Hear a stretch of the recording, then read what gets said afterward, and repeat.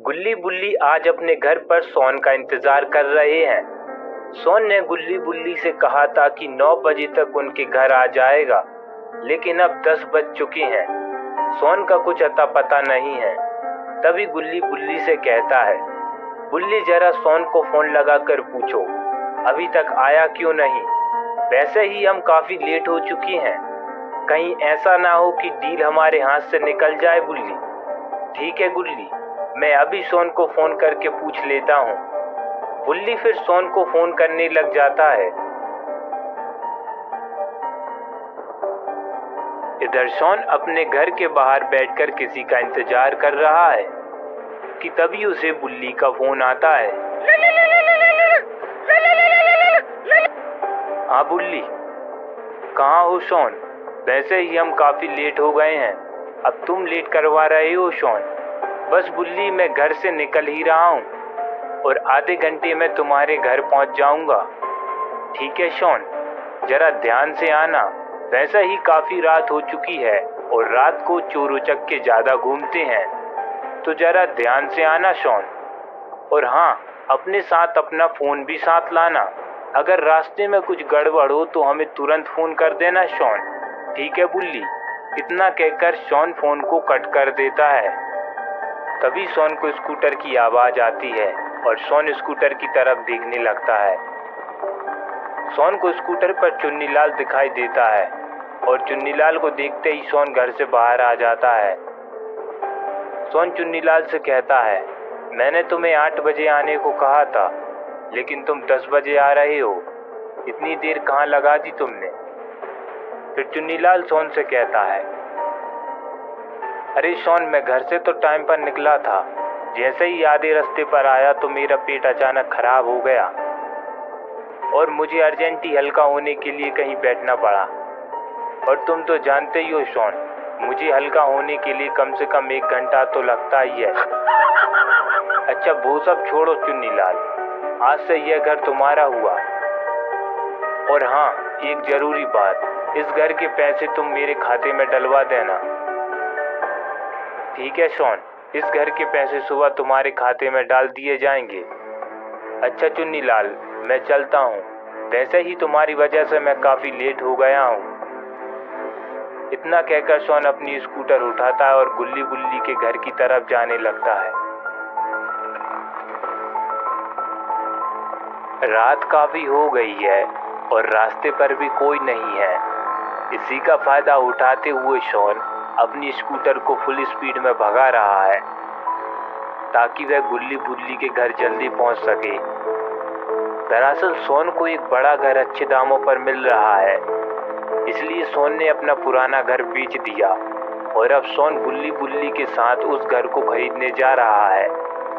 यही सब सोचते हुए सोन गुल्ली बुल्ली के घर आ जाता है। अब गुल्ली सोन से कहता है, सोन जल्दी आकर गाड़ी में बैठो, वरना हम जीप लेकर निकल जाएंगे और तुम्हारा घर भी हम खरीद लेंगे। यह बात सुनते ही सोन दौड़ते हुए जीप में आकर बैठ जाता है और गुल्ली से कहता है, जितनी दम इस जीप में हो गुल्ली, उतनी दम से इस जीप को भगाओ। और तीनों ऐसी ही मौज मस्ती करते हुए डीलर की तरफ जाने लगते हैं। अब गुल्ली सोन से कहता है, सोन तुमने आने में इतना टाइम क्यों लगाया? अब सोन झूठ बोलते हुए गुल्ली से कहता है, गुल्ली दरअसल मेरा स्कूटर रास्ते में पंचर हो गया और आसपास कोई पंचर की दुकान भी नहीं थी, इसलिए मुझे दूर की पंचर की दुकान पर अपना स्कूटर धकेलते हुए ले जाना पड़ा और मुझे तुम्हारे घर आने में टाइम लग गया।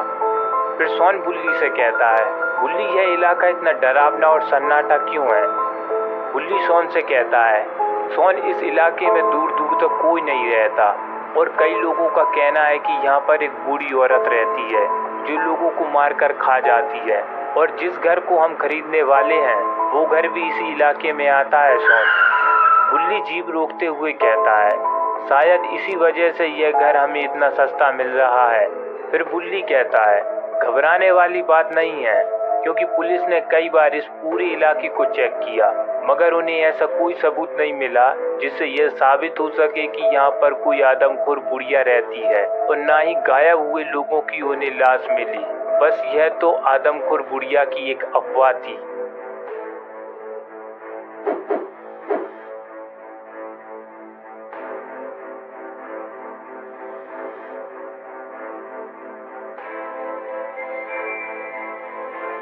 गुल्ली कहता है, डीलर कहीं दिखाई नहीं दे रहा। मुझे लगता है कि हमें आने में देरी हो गई और इस वजह से डीलर अपने घर चला गया। बुल्ली गुल्ली से कहता है, नहीं गुल्ली, मुझे नहीं लगता कि डीलर अपने घर गया होगा, क्योंकि उसकी गाड़ी शॉन के होने वाले घर के बाहर रखी है। इसका मतलब डीलर घर के अंदर है। कि तभी इन तीनों को घर के अंदर से किसी की चिल्लाने की आवाज आती है। आवाज को सुनते ही ये तीनों घर के अंदर जाने लगते हैं।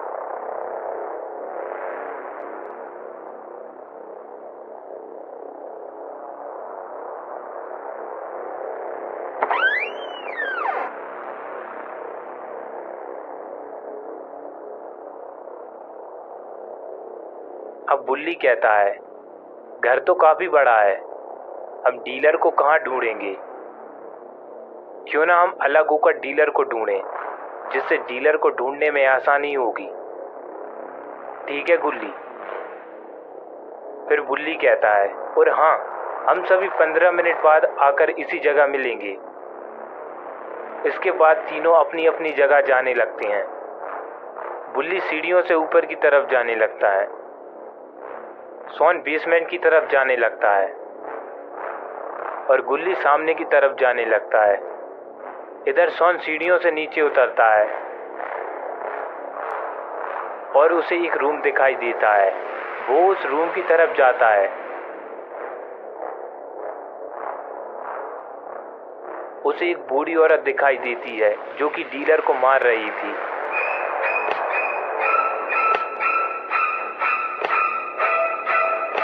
शॉन वहीं खड़े होकर यह सब देख रहा था।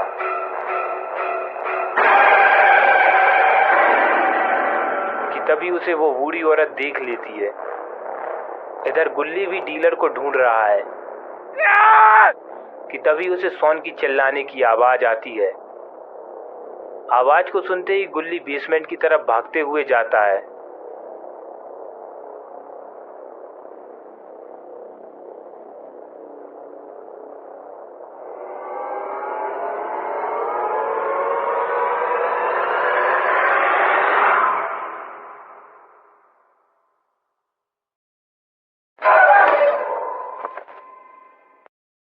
और यहाँ बुल्ली भी डीलर को ढूंढ रहा है और बूढ़ी औरत भी बेसमेंट से ऊपर आ गई है।